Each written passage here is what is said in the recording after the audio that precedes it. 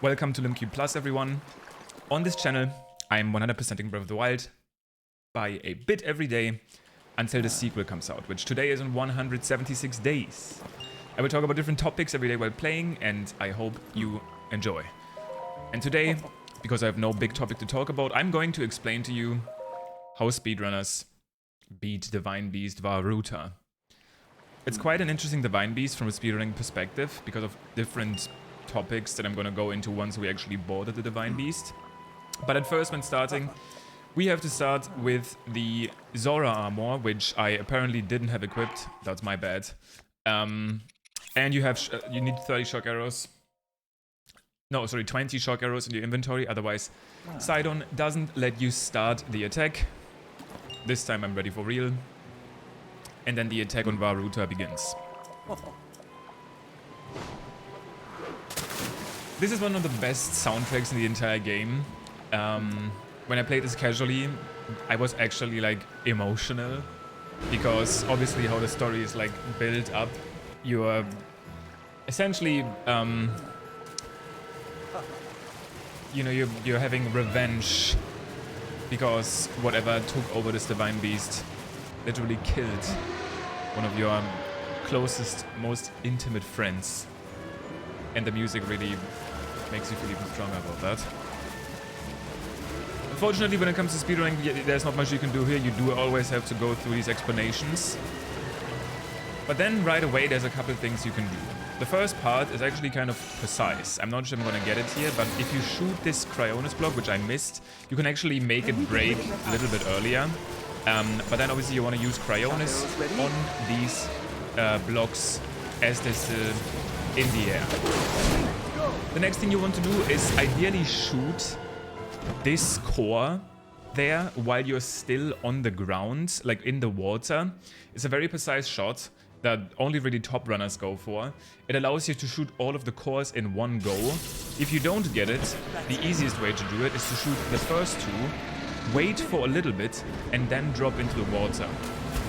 When Sidon then picks you up, the Divine Beast is going to immediately try to attack you again with more Cryonis objects. And I actually missed that quite badly. Ideally, you can immediately destroy all of them. And then, because Sidon is still on the same side, you can simply swim up the same waterfall without having to wait for Sidon to go all the way around the Divine Beast, and then easily take care of core number 3 and core number 4. And that's a pretty fast and simple way to board the Divine Beast. Again, there's a slightly faster method where you shoot the first core when you are still in the water. In speedruns here, most of the time you only have one full stamina wheel. We don't really invest into stamina anymore in speedruns because of tricks like the BLSS that makes it so that you don't even lose any stamina. And with only one wheel, it wouldn't be possible to shoot all 4 cores in one go without shooting one of them when you're still on the ground. This cutscene again is unskippable, but as soon as Sidon is done explaining here, there is an actual skippable cutscene, which is usually just Sidon bringing you close to the Divine Beast. It's playing now. This one you can skip. And then we actually approach the Divine Beast. Now, the interesting part about this Divine Beast is that it's very cycle-based. In the Divine Beast, there's a lot of turning and twisting gears that will turn depending on in which position Ruta's trunk is in. So, while ideally there's technically a cap of how fast you can go because of these cycles, you always have to make sure that you get this one specific cycle. I'm not sure if you've ever heard about the frame rule thing in Super Mario Bros. The good old... people always explain it with a bus that you have to essentially get. If you miss the bus, you can't do anything but wait for the next bus. And it's similar here. I'll explain it as we go. Essentially, as in every Divine Beast, we have to collect 5 terminals before we can fight the boss. Right now, none of the cycles is active, so we can go as fast as we want. We want to start by shooting this guy and then shooting the eye on the left. And then using Magnesis on this wheel here. Again, technically, we don't have any cycles to worry about yet. It is quite a bit faster here to use motion controls on this wheel. That allows you to spin it quicker and get this terminal out faster. Again, the cycles are still not active, so we can still go as fast as we want. What we do next is we place one Cryonis block on the side here and one under the gate. Obviously under the gate to enter the terminal or the main terminal, which will allow you to control the trunk. And then the other Cryonis block is going to be interesting once we actually start moving the trunk around.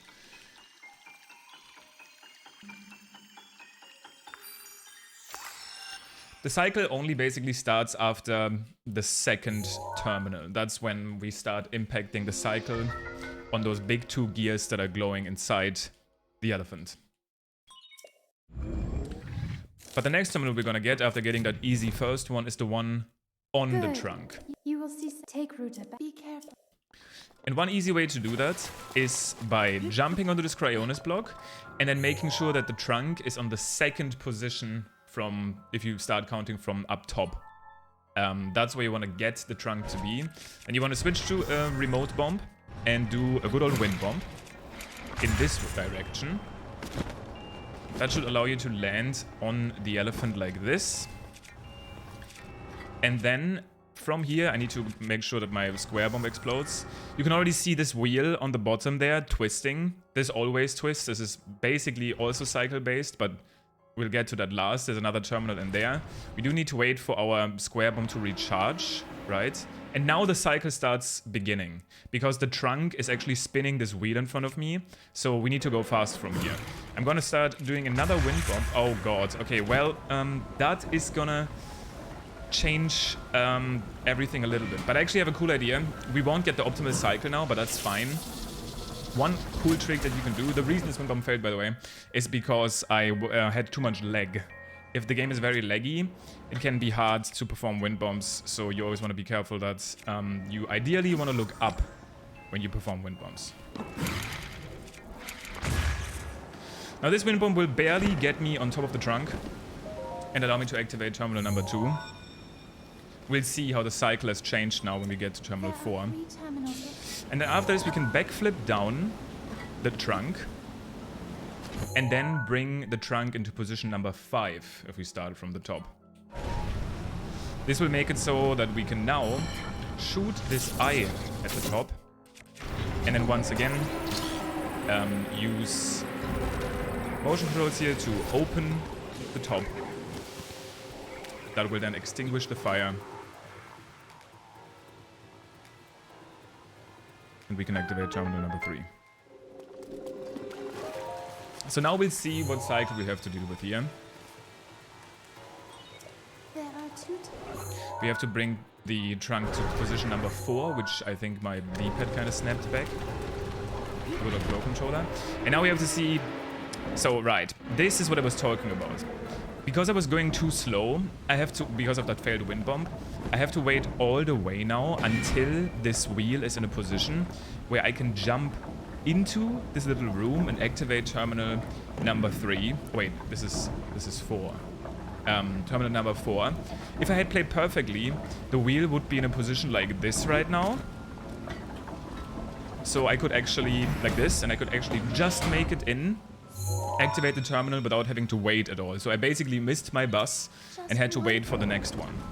The second cycle that's coming into play is this one. And you see, I actually just barely missed it. This terminal can only be activated when it's on the ground, when it's basically even. I could have actually saved this had I used Cryonis on this water sprout when I was waiting for my bus just now. Then I could have it would have been frozen in that position. Now again, I missed my bus again, and I have to wait for this terminal to be down to then activate it. These are the general strats for the Divine Beast itself, but it was actually interesting to see what happens when you don't play perfectly and why you have to play perfectly to get to reach all of your buses, essentially. You can then use Revali's Gale to easily clear this wall here and then start the boss fight. Again, if you watch a Top All Dungeons record, you will basically see, without any mistakes, you would barely squeeze into all of the cycles, all of the wheels. You would get your bus every single time. Now, for the boss fight, it's pretty simple. You want to start out by having Cryonis equipped and your strongest bow. And usually what would help here is having armor that increases your attack power, which I don't have right now. Then you always want to just headshot Waterblight Ganon. He's then gonna fall down. Then you can go into a Cryonis block, shoot him until he starts standing up, and then it's very easy to get more headshots. If I had attack power there, or like in speedruns a lot of ancient arrows, he would have died right there and then. But one thing that is nice about this, it allowed me to actually stand on one of these blocks. Because obviously when phase 2 starts, the water rises and so do the blocks. And if you are finishing Waterblight in bullet time, where you're kind of in the middle of the arena, and you run out of stamina, it's actually possible that you drown at the beginning of phase 2, which is obviously not nice. We then basically immediately want to make another Cryonis block. And the idea is kind of the same. We headshot him first so that he goes to the ground. Then get some more shots in. And when he gets back up, it's much easier for us to land more headshots. Again, the attack power that I'm missing here, that ideally I would have allowed me to immediately kill him. I could have also used my 2 ancient arrows that I had, but this was still a pretty fast fight. Kind of explaining how it usually goes down in the run. Now, since this is basically a casual 100% playthrough, I will pick up the heart container. I also want to get the Master Sword eventually, while also finishing the quest, just because I want to be thorough. Obviously on my channel there's a pretty popular guide on how to get the Master Sword with only 3 hearts, found by Bot W. Also a little bit of a shout out to the lowest percent channel. A while ago I made a video on the lowest percent channel of how to get the Master Sword in 17 minutes. But that's more like a speedrun world record progression video. I'm very proud of that video. It recently hit 1 million views on that channel, so that's cool. But that's it, we get Mipha's Grace, and in my playthrough now we only have Daruk's Protection to complete. So while I'm going and finishing up the quest, because I'm gonna just use the Mipha Trident to get this shrine out of the ground that's up there at the waterfall, and from there I'm gonna go to Daruk later, to dungeon number 4, probably tomorrow. I do want to quickly talk about something that I think fits well here, which is actually, can you pick up the shotgun? I guess you just can.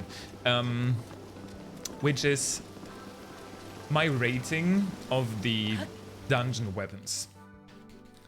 Or the Divine Beast weapons. Just a quick tier list at the end here as we wait to get this one, because it's a pretty long cutscene. And I think my rating is pretty easy.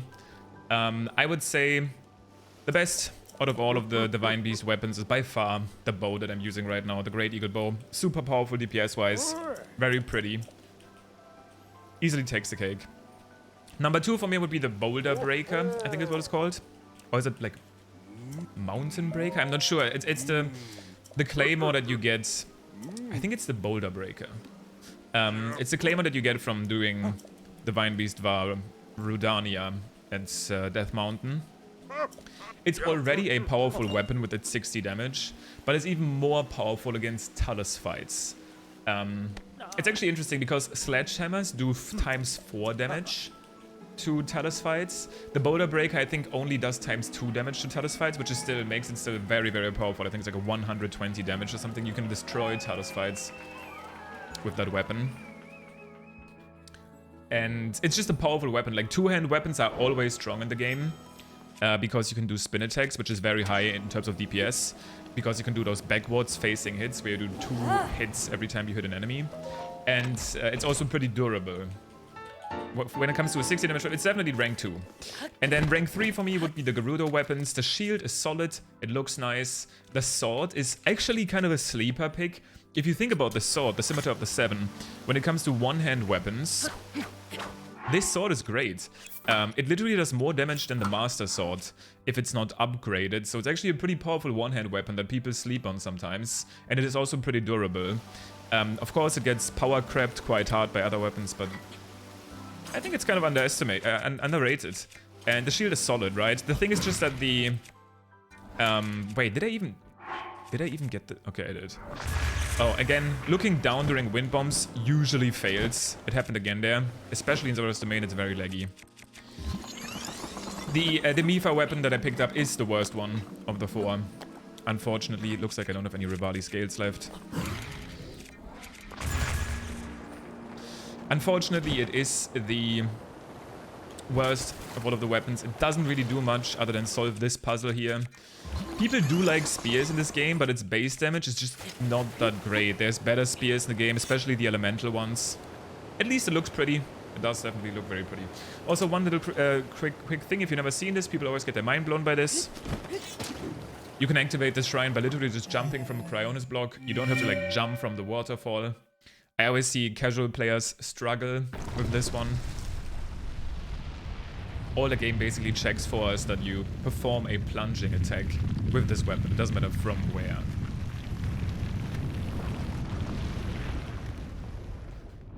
But anyway, going to finish the shrine and then start tomorrow.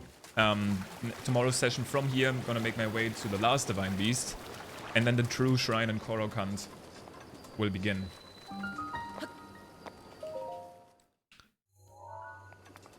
That being said, tomorrow it's only gonna be 175 days until Tears of the Kingdom comes out. We got another like 25-day barrier. In my mind, it sounds a lot closer already. Again, considering that I started doing daily uploads on this channel when it was like still a little bit over 200 days, like 210 days or something. We've made some good progress. We're getting closer to the only 5 months from now barrier. Wait, so how does this, I guess, right? On December 12th, I guess it would only be 5 months because 1 month, January, 2... Yes. So December... The 12th of December, which is in less than a month now, will only be 5 months away. We're getting there. I'm excited, but I'm still excited to take you through this 100% journey on this channel. I'm also actually starting to look into 100% speedruns that I will be doing sometime earlier next year. I will go into the 100% grind. I still want to get a decent time in there. I kind of got... Well, my full any percent goal is going to be to beat the game in 25 minutes, but I at least want to get a 100% run in under 20 hours, which is not that hard anymore these days. That's something I definitely want to do before Tears of the Kingdom comes out. So that being said, I'll see you in tomorrow's session. Thank you for watching. Peace.